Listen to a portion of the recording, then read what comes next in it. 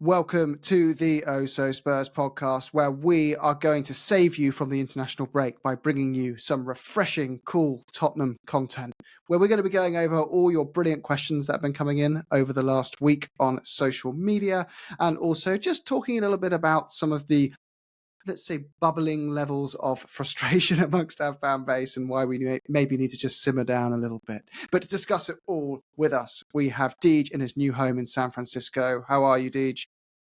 Doing good, doing good. To see you. We have Stu basking in the sun in Dubai, as always. How are you, mate? Very good, very good. The weather's getting cooler. It's down to a balmy 41 degrees, so it's all good. Johnny, how are the thunderstorms in Dublin? It's dry here, just apart from the tears after yesterday's game against England. It's a dry day, so can't complain. Well, two English thoroughbreds put Ireland to the sword, didn't they, Johnny? Absolutely, No Irish yes. heritage in there at all. Couldn't have written it. Hey, I I'm don't know not how going to you... swear. It's really frustrating being an England fan because I always feel like we never get any respite from Tottenham when you're a Tottenham and England fan. But that must have been particularly painful, so I won't complain It anymore. was so inevitable. I'm not saying anything yet. Our own sort of extended version of Sol Campbell with Rice and Grealish, especially when Rice scores and just does the whole you calm down, not celebrating respect for my former country in inverted commas, and then Grealish is like, "Way!" like absolutely sticking it up. Like, what a snake! Well, that's enough about the internationals, isn't it? Yeah, We're all sorry, sick of them. We're sick of them. Yeah, exactly. But we've got some brilliant questions that have come in over the last week. Now, some of these, I will caveat them with some of them are following a particular trend of people getting a little bit frustrated with people being frustrated. But we'll navigate our way through it, guys. And feel free to interject as we go. But we'll start with Terry, who says, "This fan base has absolutely blown up in the last few days.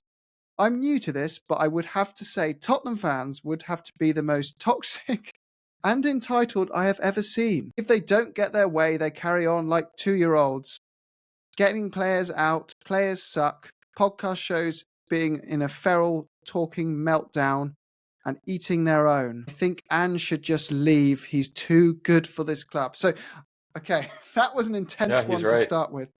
No notes. But we deliberately haven't read through these in detail before jumping on here because I think it's good to speak with some honesty. But Terry, I think he's probably more of an Ange Postecoglou supporter than a necessarily out-and-out Tottenham supporter there, judging by that comment. But Johnny, is there what do you think of his question? I'll leave that grenade with you.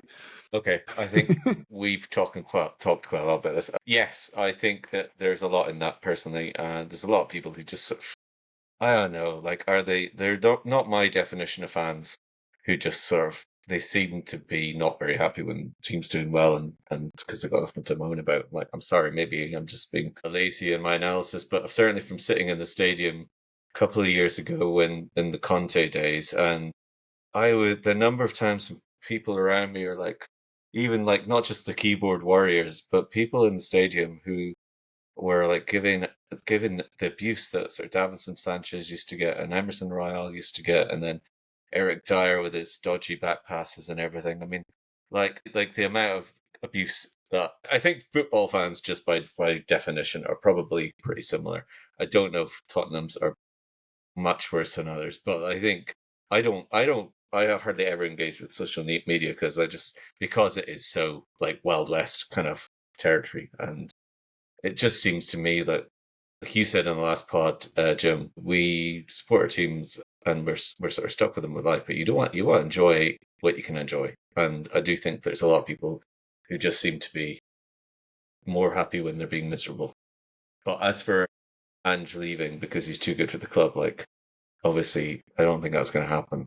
Although I don't know, I don't think that's going to happen. But yeah, it's not like this. I think the Celtic supporters are probably a bit more supportive than we have been so far. I don't know. I'm sorry. I'm doing my thing. I go around circles again. When you're in the stadium, there's a lot of love for Ange, right? There's still a lot of love for Ange. There's still a lot of like. It's not like last year when we were all like, like hell for leather, Ange Postecoglou's name all the time. But like a couple of wins, and it'll be back singing again. I don't know. I don't know. I'm sorry. That was a crap answer. Deej, Waffle. Deej or Stu, do you have a strong opinion on it? I mean, I think that I would just say that the person that Terry is like talking about isn't necessarily a Tottenham fan. It's just a social media fan. They happen with every fan base in the world as long as they're requisitely big enough. I don't know, obviously like you go on social media and everything is negative, so of course sports are going to be mostly negative on social media as well, but also like I see a lot of positive Tottenham fans on social media as well. It's just easier to remember the ones that you get mad at and disagree with. And also a lot of, I would say, the most positive, normal fans probably aren't posting their every thought on social media because say I'm happy with Ange doesn't get clicks, likes, and boosted by the algorithm. Yeah. So I think that the remedy for this is to have grace for the people who I guess just don't know any better, don't know how to be good fans, and join the Osos First community on Twitter, where there's no toxicity. Yeah. But yeah, I don't know. I think that it's just best to ignore social media for the most part.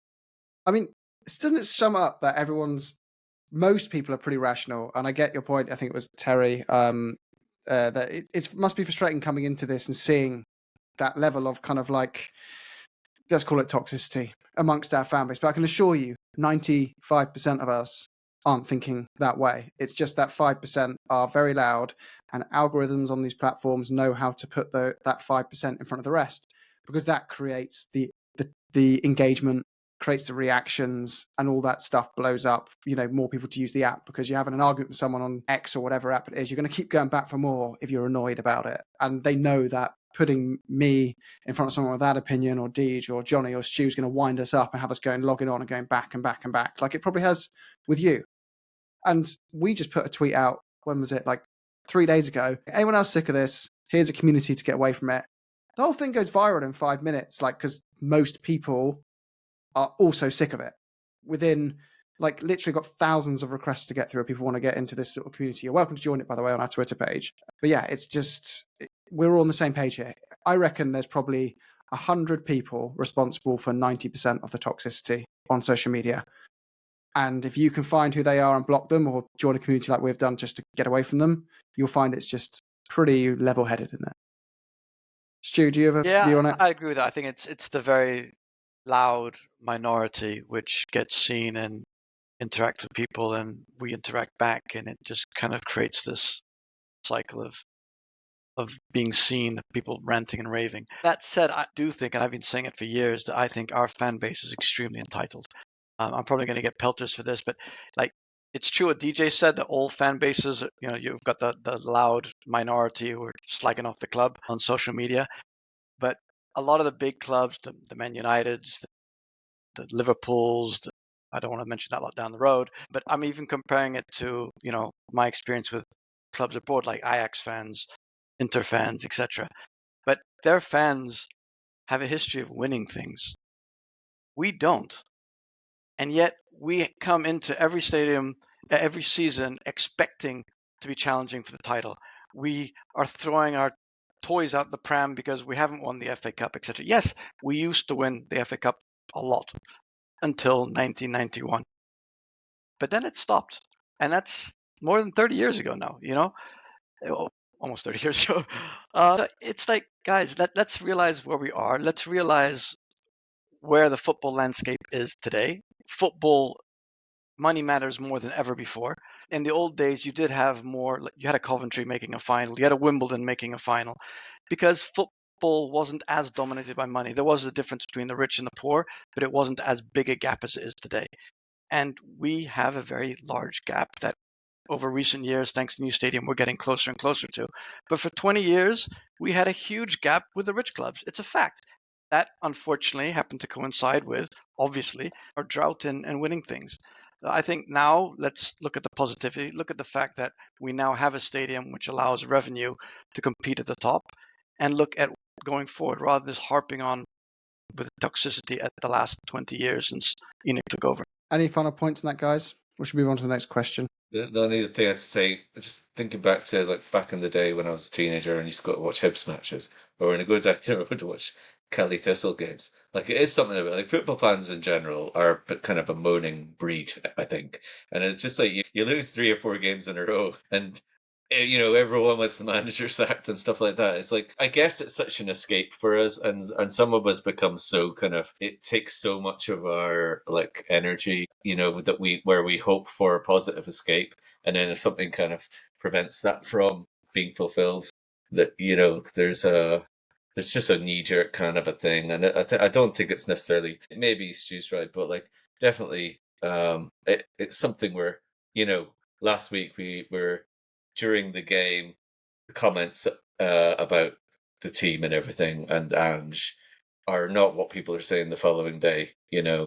Once they've sort of had time to digest and be a little bit more objective about things. So I think that's if people are reading stuff on social media and stuff like that stuff, there's no filter for any of that stuff. People are just chucking the biggest sort of diatribe out there, and that's like what Stu and you guys have said. That's what gets all the airtime, I guess. One thing, sorry, I could just interject on that. This week I've been watching Welcome to Wrexham and Mission to Burnley, and it's the same. Okay. Exactly what you were saying. The Wrexham fans, after they went through a patch of losing games, were insisting that their manager gets sacked, and Burnley the same thing. They're slagging off the club. So all clubs do it. Yeah. I mean, you follow the players. You just assume that they're the best in the world, even if they're not. And yeah, it doesn't matter how big or small, what sport you follow. I mean, it's the same over here with every sport.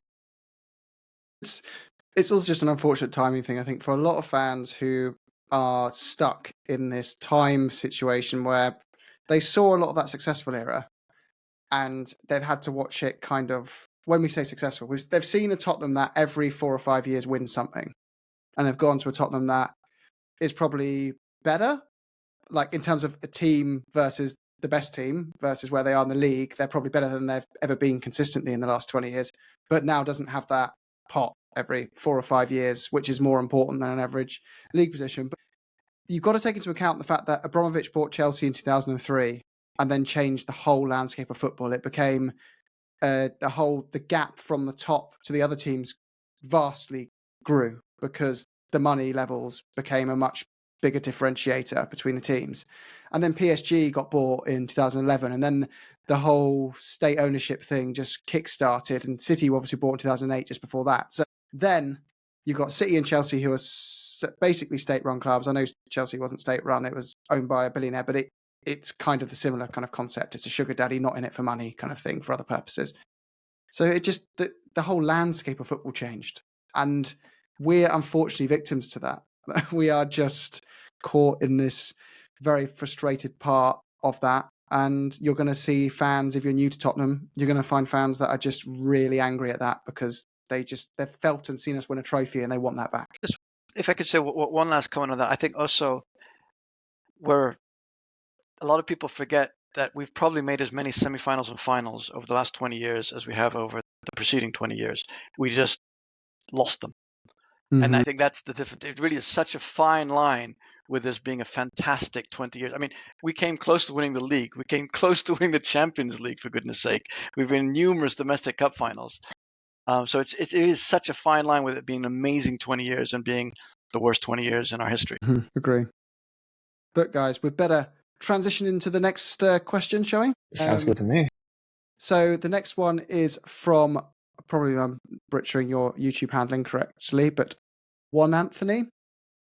It says, I want to understand some of the reasons why Jed Spence isn't part of the list of players for the Europa League. Great question. I think we've all been debating this. This is a little bit head scratching, isn't it, guys? It does seem strange to have 4 goalkeepers and only, and I know Archie Gray's technically a backup right back, but it kind of does seem a bit imbalanced, doesn't it? Or am I missing something here from anyone else's perspective? Yeah, I mean, it is imbalanced, but it is important to remember that 2 of those keeper slots we've talked about this on past episodes, but 2 of the keeper slots are occupying the homegrown club trained slots that we have a minimum of 4 you have to fill up. And if you can't fill them up, you leave them empty. So essentially, Alfie Whiteman and Brendan Austin are essentially free hits because we don't have enough players to fill those slots. They can kind of just go in and be fine. The person that we could have left off of the squad is Fraser Forster, who is homegrown, but we have enough of those, but is not club trained. So essentially, what this question is should we have brought Fraser Forster or Jed Spence? I am of the opinion that we should have brought Jed Spence because we're one Udogie injury away to not having a left back that I'm comfortable with. But if Ange seems to think that Davies can cover that and he thinks that Brandon Austin isn't ready to play in the Europa League, then I guess that would be the thinking as to why that happened. But then I guess I wonder why we gave Austin a new contract. So long story short, he's left off because we have 4 goalkeepers because we kind of have to, at least 2 of them. 2 of the backups we kind of have to because there's no point in not bringing them. And I guess he just trusts Fraser Forster more than he trusts Jed Spence. Fair enough. Any counter to that, guys? All agree with Deej? Yeah, I just think it's a really, really risky thing to do. I mean, Pedro Porro, Europa League, would have been a chance to give him a rest. Gray, he can play there, but he's probably a midfielder rather than a right back, so it's not his position. Another player we could have left off was Werner. We have a lot of left wingers. We've got Son, we've got Odegaard, we've got Mikey Moore, so we'd have enough options also there to leave Werner out if we wanted to play Fraser. But as DJ said, I think it's baffling why we gave Austin a long-term contract if we didn't trust him to be a backup keeper in the Europa League. And we're talking about the group stage, so not even the final stages, because we could have dropped him in January and replaced him with Foster then. We can make adjustments in January, right, to the squad again. But I would say there's a lot more fixtures in Europe now than there has been before. There's even more need to rotate and even more need to be cautious. You're not stuck flogging the same players week in, week out in these multiple competitions. As others have said, though, I think the line that summed it up from someone else was, I just hope Jed Spence hasn't fallen out of favour again. That's the biggest concern, because it was such an exciting idea to have him back in the squad, who has the potential to be a very good Premier League player in a position that is so important to our system as a backup. But until, I guess we'll find that out in the league games, because if he's not in the squad for the North London derby, that's a big red flag that he's fallen out of favour. But if he is, it just seems to be that for whatever reason, the club feels balancing it out in that way is the right way to go. So yeah, we'll see. Next question, guy. Oh, go on, sorry. Okay, what is the Carabao Cup? That's a good question. Because if Spence doesn't... Sorry. Go, Jenny. No, I thought, did you say when or? When, yeah, because I thought if he doesn't play then... It's either just before the Brentford game or it's the just 18th after of the September. Yeah. So yeah, 3 days after the North London derby. So if he doesn't start that, I think we've got our answer. Yeah.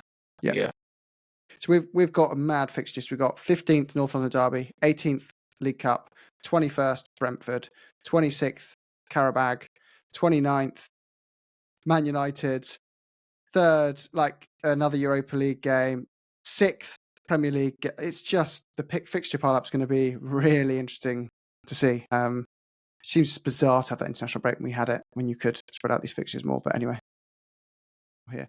Next question is from Splinter 1952. Bit of a rhyme here. I am just a dope, but I live in hope that one day Ange will see 3-5-2 will offer more defensive security, as our 4-3-3 can often become a suicidal 2-5-3. I mean, that's off the creativity. I mean, well done, Splinter. Well done for the rhyme or poem, whatever we want to call it. But the underlying question is, should we switch to a 3-5-2?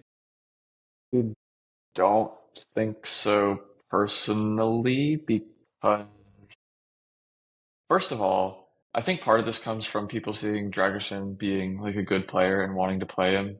But then if one player gets injured, we are back to the having no center back depth, and we will complain about that.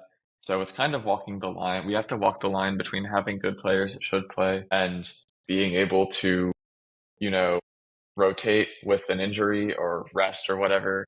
So obviously center backs are probably one of the areas that need the least rotation, but we also have at least Mickey van de Ven.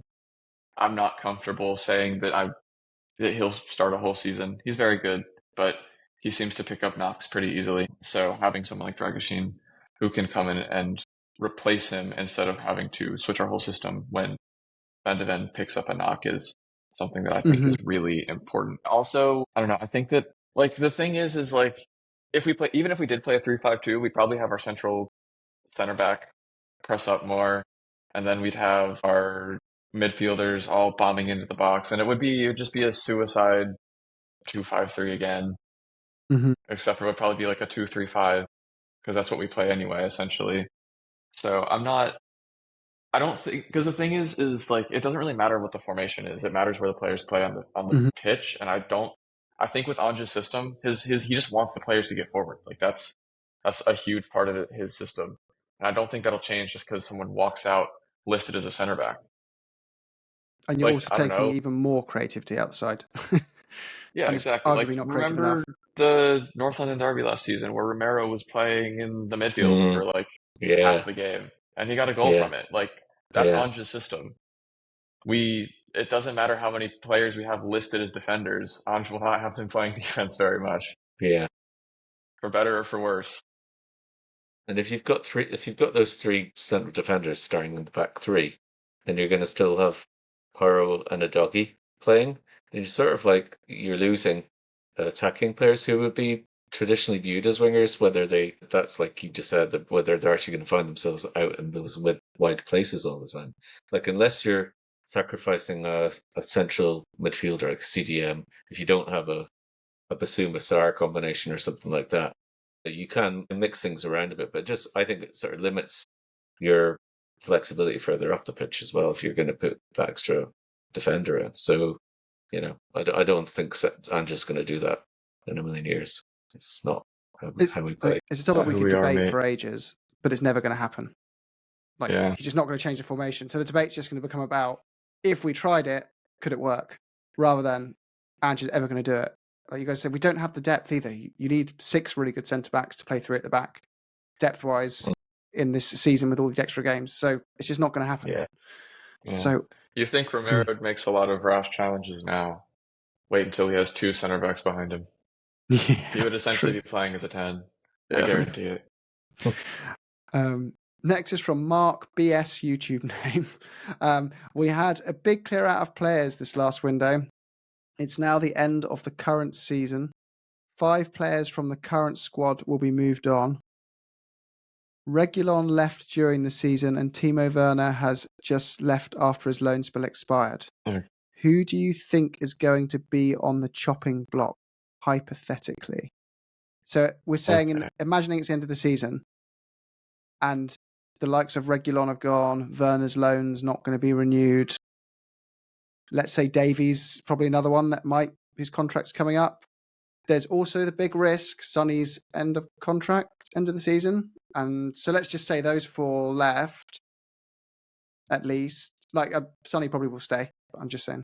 Let's say someone slaps down a massive offer for him and he feels it's right for him. I guess that's a question, right? Assume those are the 5. We have to say which 5, after not including those 2, we think will leave, right? That's how I understood it. Richarlison is So, somebody yeah, who's an obvious one, isn't he? So I had Davies, Forster, Ritchie, Bentancur. Hypothetically, because let's all be honest, he hasn't returned with injuries. Yeah. So that's 4, but I'm not sure about the 5th. Kulusevski, maybe. Maybe. Probably not, though. Yeah. I think at this point in our rebuild, we're going to start focusing less on shipping players out than bringing better players in, though. Like, we will sell players, obviously, like players like Bentancur, Kulusevski. We'll probably move on at some point, especially depending on how Kulusevski transitions into finding a role in Ange ball.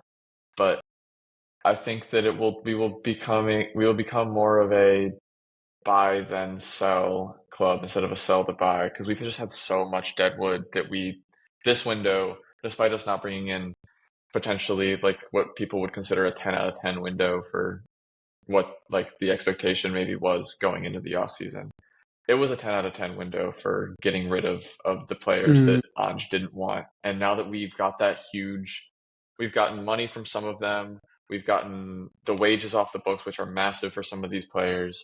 And now we have, I'd say, like extra we have more wiggle room to buy the players that Ange wants, instead of having to say, oh, well, we can't do that because Højbjerg's still here and he's getting paid an arm and a leg, and we need to make room for him in the squad, because if he doesn't, then his agent will go to the press and whatever. So now that we've trimmed down the squad a bit, I think now is the time where we won't necessarily need to be focusing on the outgoings first as much.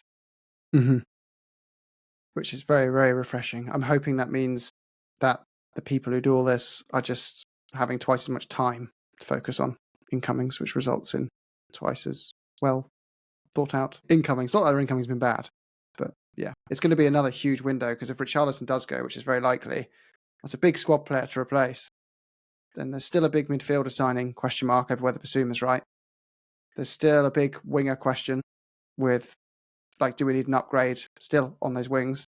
So it's going to be another huge window. The squad's far from complete, even though it's far better than it was. But yeah.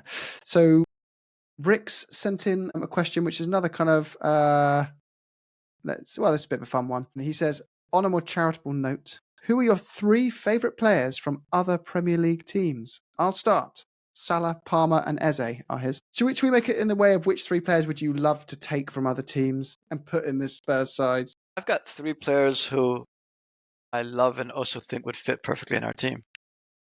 I've got our main man from Crystal Palace, Eze, Tonali, who obviously I love. I think he could fit in well.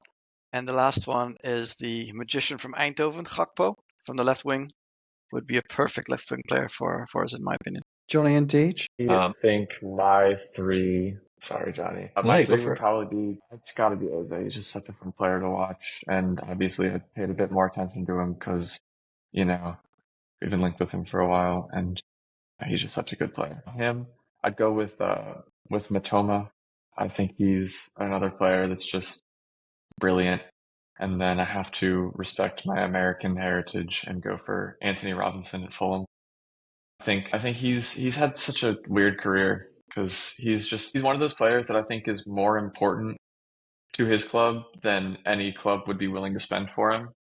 But if Fulham had gotten relegated, I think he would be at a better club by now. Johnny, what about you? I'm gonna say Eze as well. Not very original, but I did have him written down. The other player I wish we'd signed back in the day is Jared Bowen. I know he plays for one of our rivals, but he's just I really I think I love his attitude. He never seems to get injured. He's just really like a workhorse of a player, but also very skillful, very forward, kind of very consistent player. And the third one I would go with is Nathan Collins, just because he is somebody who's I've seen it play in schoolboy football in Dublin and played with my son, and he's somebody who's got great leadership qualities. I think he's a better defender than sometimes he appears, but he's a really important player now for Brentford. And yesterday he took the Irish armband for the first time when Seamus Coleman went off, which was a really nice thing to see. So it'd also be quite nice. I used to kind of be friendly with his dad, and I have lost his phone number. But if he was playing for Tottenham, I would have to find that again. See if I could get any privileges out of that. So yeah, I really rate him. He's great attitude, lovely guy, but great attitude, and be just nice with a personal connection. How about you, Jim? I've got a winger in mind, a Brighton winger actually, in Gruda, who is being often spoken about by the German press as their hope and saviour, next big protege. He seems really, really exciting. Hey, I'm enjoying us selling young players, and he's he's a really exciting winger, and I think we need a winger. Eze, I agree with that completely. I think I'm not convinced by Maddison. I'm not ruling him out, but I think competition for a 10 is healthy, and in my eyes, he's probably an upgrade on Maddison, and you've got 2 really good options there to bring on. The last one's a really tricky one, isn't it? We've already signed Solanke, so I'm not looking at number 9. Probably it's hard to upgrade on either wing back. It's hard to upgrade on the centre backs. It's probably an upgrade in that central midfield spot, isn't it? It's got to be Rodri. Yeah, it has to be Rodri. That's it, dude. I think you got it there. Yeah. Rodri. Yeah. I mean, if you could pick anyway, I'd go Haaland, Rodri, and just whack KDB in there for laughs, whatever. But yeah, remember with that City fan on? Yeah, vibe. He just couldn't. Yeah. He didn't see what was funny to us, that they are so out of sync with what normal is. And it was like, we were like, do you not think it's a waste of money? He's like, nah, it's worth it for the vibes. £100 million for the vibes. You live on another planet, man. Okay, Rick had another question. I know it's petty to hate other teams' managers, but I really can't stand Arteta. How are we going to wipe the smug Legoland, I think you mean Lego head, grin off his face in the next fixture? Well, smashing him 5-0, I think. It's kind of how you do it. And then winding up Saliba to the point he gets a red card would Maybe a be... little hammy injury for Odegaard. Well, question for you, Deej. Actually. One player can get sent off in the North London derby. Not us, obviously. Who's most important to that Arsenal team? Guys, I guess is the question. I mean, I would immediately. I want to say David Raya just because I know that they sent Ramsdale out, and I don't know who they brought in as. I think they brought Neto in from Bournemouth to be their backup. I don't think he's nearly as good as anything they want to do. But if I had to choose an outfield player, I think it probably has to be Saliba because he covers up for a lot of stupid mistakes that I think Gabriel makes. I think that because like Gabriel has had a bit of an image cleanse since Saliba got there. And I don't think that that's by accident. I think Saliba's a very, very good center back, and he's good enough that he makes the players around him better. And I think he's one of the players that does that the most on Arsenal. So I would say that if I got to choose one, it would probably be Saliba, yeah. Johnny and Stu, do you disagree or agree? I suppose the other one's Odegaard in terms of just the creativity, and he's very, very consistent. And they're going to miss Rice, which is a serious boost for us. So, in terms of conducting the orchestra and everything, like Odegaard's very dangerous. But I mean, going back to the question, I mean, the last 2 years obviously have not gone our way at home, which is tough to take. Last year, second half, we could easily have got a third. Like we were obviously total disastrous first half, going 3-0 down. But the year before, at least it was competitive, having horrendously started the game. I think next Sunday, if we can, have a better start, and even if you're just going in at halftime level, like I would think, if the fans are given it a 2 o'clock kickoff, isn't as conducive either to kind of the atmosphere. I think the previous ones, we had of course, the famous 3-0 when they screwed up the Champions League, and that was a nighttime game. Those ones are always a bit more spicy and so on. But like we've got a really good record against Arsenal. I think it was about 8 or 9 years that they hadn't won in our place. They won in 2013 or 2014. 2014, I think it was. And then they didn't win for a long, long time. The fact they've won the last two, I honestly think that it's there to be had. The whole cliches about form books and derbies, the form is not relevant. Yes, they are doing better in the league. But I think, if we've got Solanke back in, if Van de Ven's back in, and we make a better start, then the fans are up for it. I'm more than optimistic that we can do it. They're a better team than us, but if we're on our game, definitely think we can do the business. It's what we want the most, so I'm hopeful. I think that they could really wipe the smile off his face was if he has no reason to blame the referee, nobody gets injured, everyone on his team does what has to happen, and we play them off the park and thump them 3-0. We outplay them on the pitch playing football. Just give him no excuse that will wipe the smile off his face. He'll find an excuse. Yeah, I mean, he always does. He did get an excuse that, okay, it was a red card, but it was a legitimate red card, that 3-0 game, the last time when we spanked them. Because that was his only narrative, wasn't it, afterwards? Yep. Was complaining about that red card. So yeah, fair. If he finishes with 11 men and we've done the business like that would be nice. But I don't think he's gracious enough to give us the credit, to be honest with you, anyway. He's scum. Yeah, he's not a pleasant guy. Incredibly vain character. It's going to impact us too, but I think people are really, really, like, the biggest thing this season will be those huge amount of extra games. in Europe. It's not like 1 or 2 extra games. We're talking like if you're going deep in the competition, 4 extra nights away playing in Europe. Like it's huge in a really packed schedule. Arsenal don't have a deep squad at all. They've got decent cover at left wing with Trossard. They've got decent, first choice backup at centre back. But I think in other positions all over the pitch, right wing, centre forward, left back, right back, central midfield. If Partey is injury prone, and he'll have a field day against us, by the way, he always does, because we get so on his back for obvious reasons. He's a disgusting human being for what he did. But anyway, that's a different topic. He will get pelters and he'll be so up for it. And he's got great, ability in his locker when he's motivated.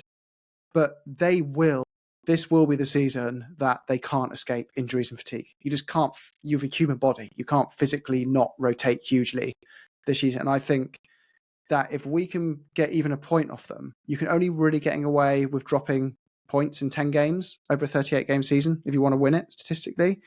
To have them in a position where they've already dropped points in 4 games into the season, they're going to be like, we can't really rotate now. Things are starting to get a bit frustrating. We're already playing catch-up with City.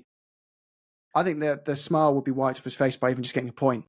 I think that would feel like a big defeat to them because they know that this is a game that, well, no, actually we got a point at the Emirates, didn't we, last time, and they beat us at home. But it would be a game for them they see as a kind of must-win, I think, at the moment in the season, given that we haven't beaten Leicester and we haven't beaten Newcastle. For us to then turn around and get something from them, they'd see that as a huge loss. So that would wipe the smug off that Lego head. His face and answer your question. Next question was from MWYERS Myers. Do you think that Premier League players have too many matches? There you go. Yes. Yeah. I think we've been through this before, haven't we? Like, just how would you fix it, guys? You can't. To be fair, because the new European setup is going to be more exciting, and there's always this polarized battle of what UEFA want, what the players want, what the TV companies want, etc., etc., etc. And the more matches, more money. But there's always a threat of the Super League, which clubs have always. This has been around forever, right? The reason why the Champions League format changed in the first place was because you'd get Man United versus AC Milan in the first round of the European Cup, and then you've got one of those giants out before you even started. So there's a threat of a Super League, and then compromise will do a group stage format where you've got a much better chance of getting out if you're a big club versus a smaller club. The league format now is kind of a nice like compromise between the two, but how would you fix it anyway? Obviously, as an American, I'll take the hate that comes my way when I say this, but I'd agree with what Myers says later in his question, that what is the point of the Carabao Cup? Like, I get it's another opportunity to win a trophy, and that's exciting, but I just don't think it's worth the amount of the extra games that it brings. I also think that we need to the Nations League is completely useless and should not exist. Yeah, I think that a lot of the issues can probably be solved with cutting back massively on international games. Because there's been a huge uptick in both friendlies and the Nations League, whatever the hell that is, and those kind of games need to go, because I don't think anybody actually cares about them either. They're just there to get players injured, really, and remove the break that they would have had built in.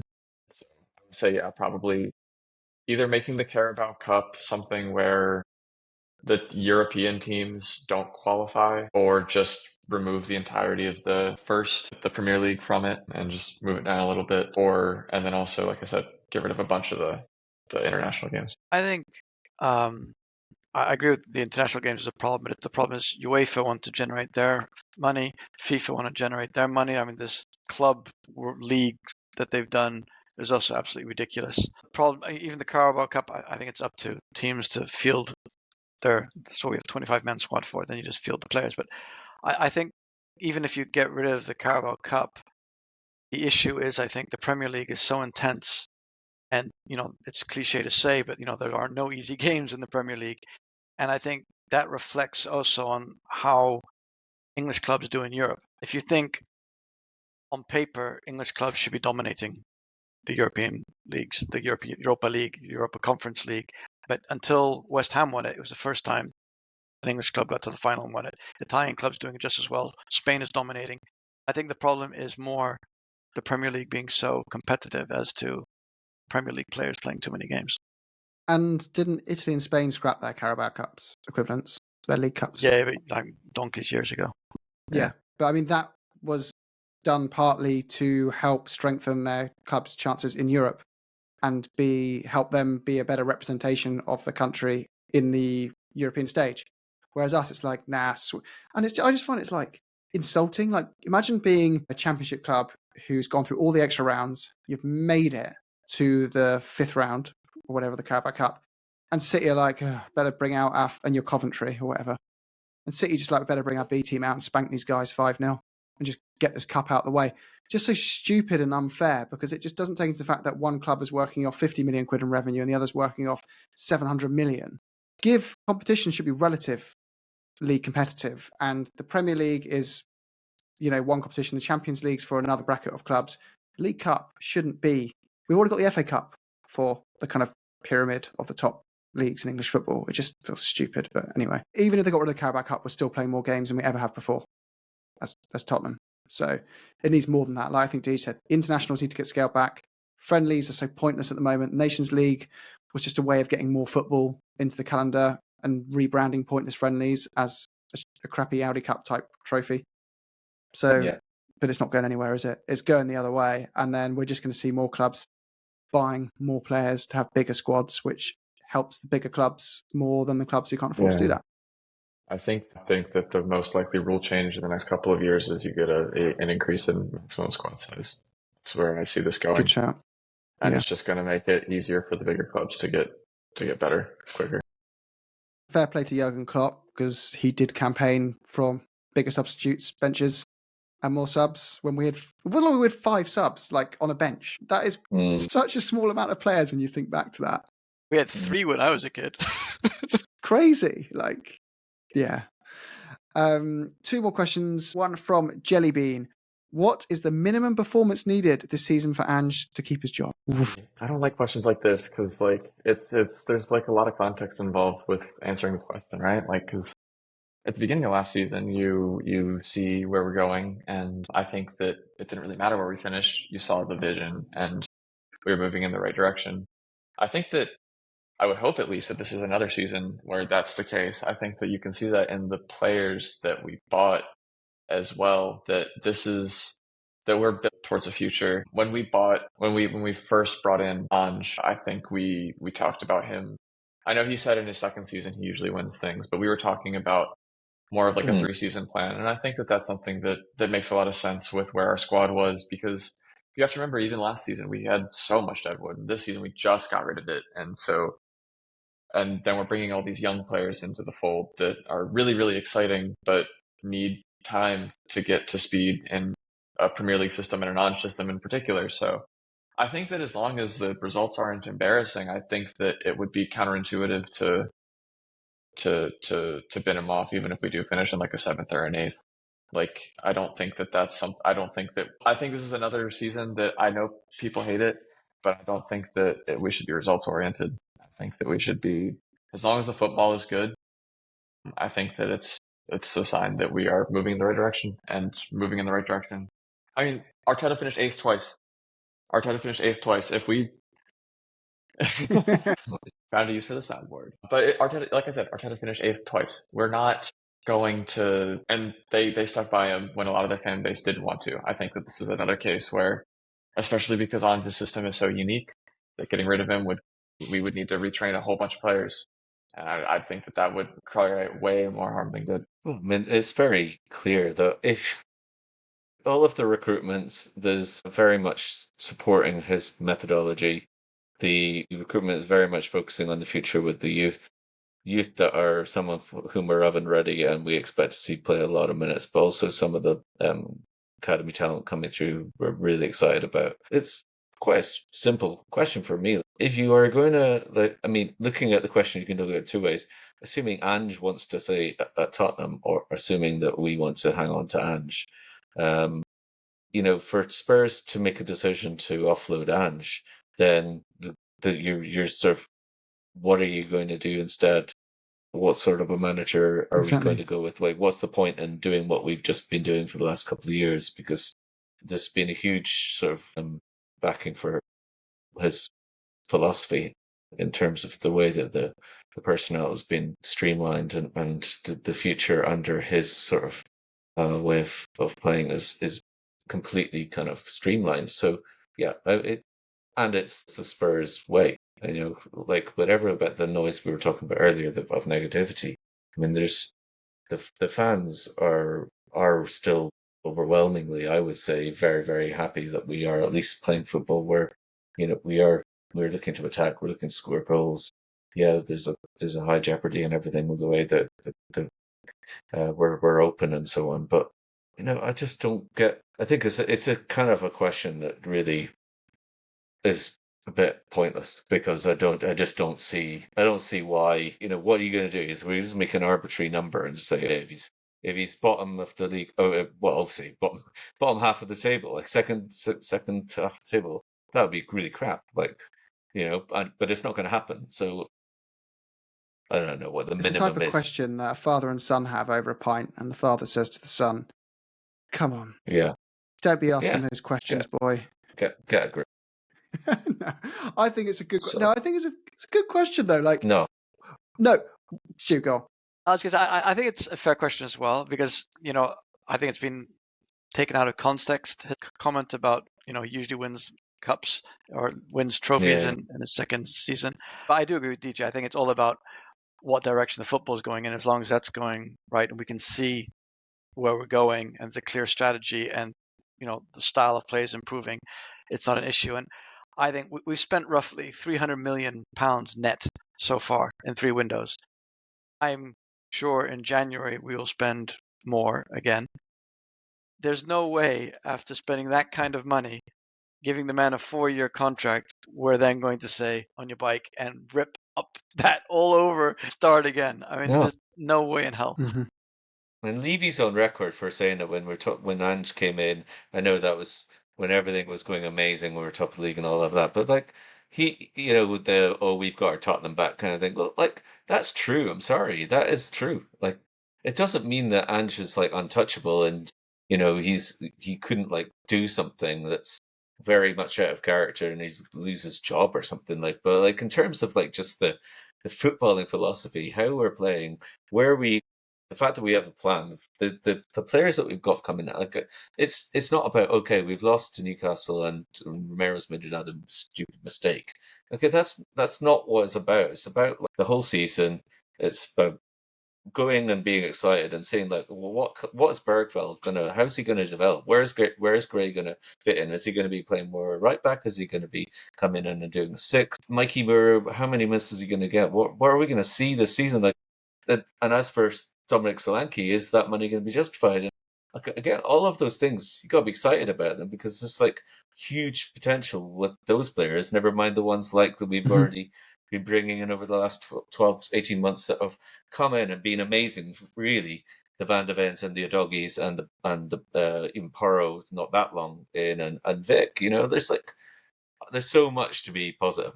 It's like, and he's using their attacking ability, and we're getting a really good product. If that's, you know, it's a stupid question. I'm sorry. No, I think he's got a point there. If Ange finish is what I think he's asking is what is the rock bottom level at which the club has no choice but to say right, we're done with you. And I think there is a level there. Like as long as my eyes as he finishes in top 8 and there's improvements on the pitch, we stick with the project and we should be giving him a minimum of a whole nother season to see if there's progress then in the league to get us back into the top, keep us back into that top 5 again, and then the year do something more. But as long as Ange finishes in the top 6, I think the club should be saying, here's a contract extension. Will you take it and commit to this project for at least 3 more years? Not having, because at the moment he's got 4 years, but one's an option. So he's kind of getting to his last permanent year in the next season. So you say, sign this paper, you're here for 3 years permanently minimum. Let's see this project through together. But if he comes 10th and we get dumped out of every competition early on, there is a chance he gets sacked. I'm not saying it won't. I can't see it happening. No, it won't. But I think that's the question: is what is the rock Yeah. bottom level, that there is no choice, and we have to say, for goodness sake, here comes Thomas Tuchel, kill me now. There's a No. level there, isn't there? I'd say you're right. If you want to put a number in it, you're probably putting, yeah, well, I'd say 8th is probably fair because I don't think there's no way we're going to finish below 8th anyway. If you're looking at all the other teams in the league over 38 games. No, We're agree. not, like, you know. Low But there you eight. go. You've And- answered Or that. ninth. Ninth is your answer, Johnny. There you go. You Okay, answered. 9th. There you Thanks. go, Jelly I Bean. think We it would got you an finish 9th or answer. 10th. I think it would finish 9th or 10th. I'm still keeping them, depending on obviously I'd keep how the him. football looks. Yeah, I would too. I think. Well, if it's the club is forced to sack him, I think it's probably closer to like 13th, 14th. Honestly, Really. like I don't know. Like People are There's chucking their toys been- out the pram after like 3 or 4 yeah, games. but you know? fans are terrible at Yeah, they knowing are. what's best for the club. They always have been. Yeah. I don't think Yeah. that. Right. Yeah.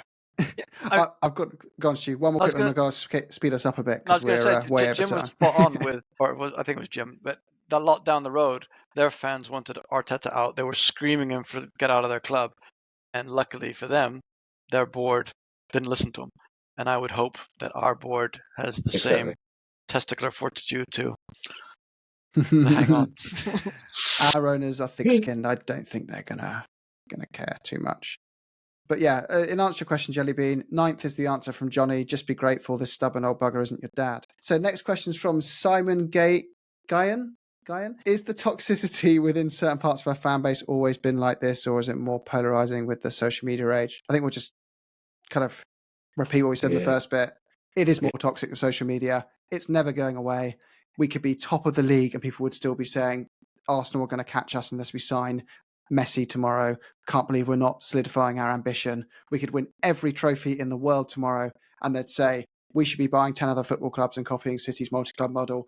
Where's the ambition? There is no scenario in which these people go away, ever. So just block them, mute them, and stay away from them because they're just going to drag down your positivity and enjoyment of the club and stick into happy circles of people who are... And you're not a happy clapper because you don't agree with those people. They'll probably try to shoot you down for saying that. You probably also have a line of, if Tottenham are coming 8th year after year, I've had enough, I want to change in ownership, they're not spending any money in the transfer window, I'm going to go protest about that. That's not being toxic.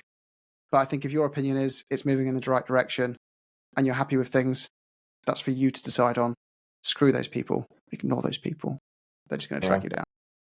I mean, and it's also like simple math, right? Like, are there more Tottenham fans on social media or not Tottenham fans on social media? And the answer for literally any club is that there are more people who are fans of other clubs than there are fans of your club. That's just how plurality works. So, of course, the ones that are negative about another fan base are going to be like, if I saw a post that was like, Arteta's shit and a weirdo, I'd probably like that too.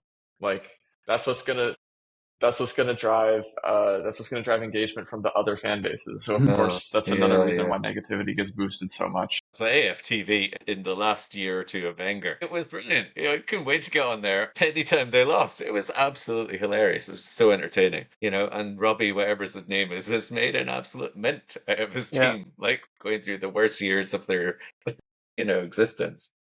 Mark Goldbridge, isn't he a Sheffield United fan called Brent? Like, these people literally make a career off it. They don't support the clubs. It's just some of ours do, unfortunately. It's all good. Don't worry. Be happy. Stick with those Spurs, and we'll take care of you. Better wrap up there, guys, because in a minute you're going to see my son running in here naked to give me a goodnight cuddle and a kiss, and that will get us permabanned on YouTube. So up the Spurs and all that. Come on, you Spurs. Come on, you Spurs.